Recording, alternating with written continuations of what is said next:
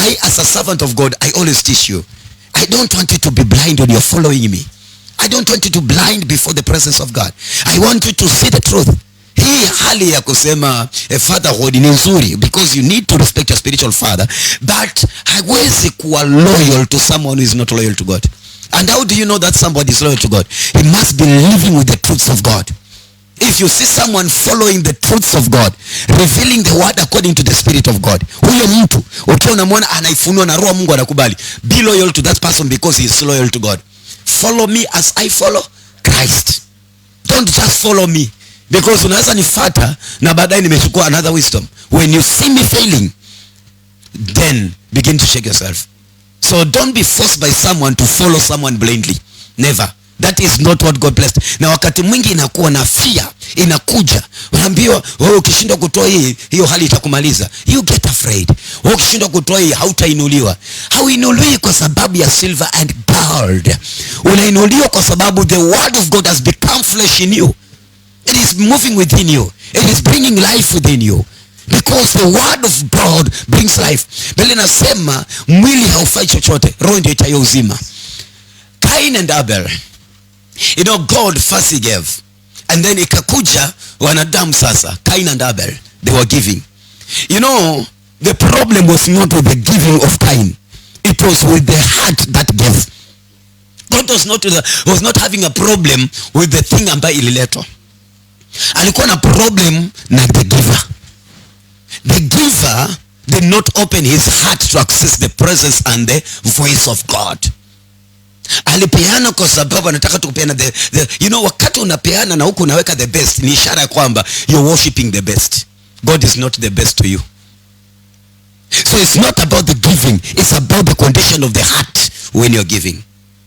Because you can give money expecting money and you fail. You will fail terribly because you're not receiving the wisdom to become.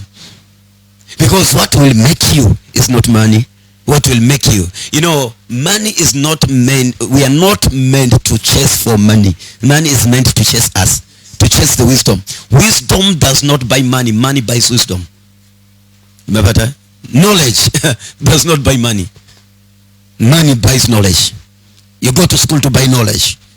So when you're going to God, whatever you surrender is because you want to know him.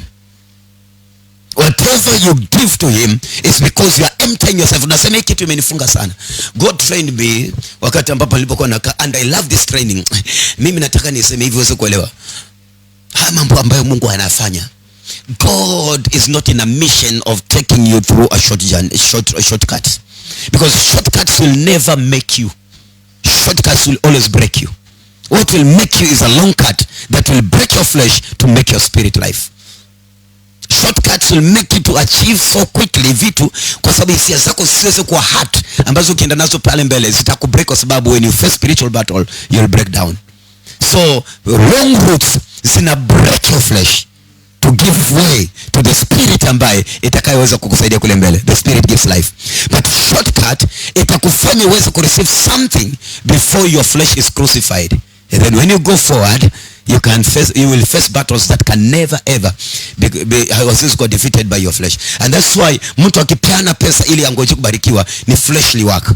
So akienda ku expect bado ni flesh, na ile kitu inapaswa ana deal na spirit. Na hiyo spirit ana deal na inahitaji boldness in God's word. Boldness in how to move, expecting that you're making yourself and molding yourself in God's understanding. That is what will make you to overcome.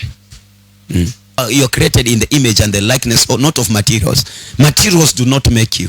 You make materials. Zile vitu ziko kwa nyumba yako ni wewe decide ile utaleta. Haikujidecide ikaje ikaingia yenyewe.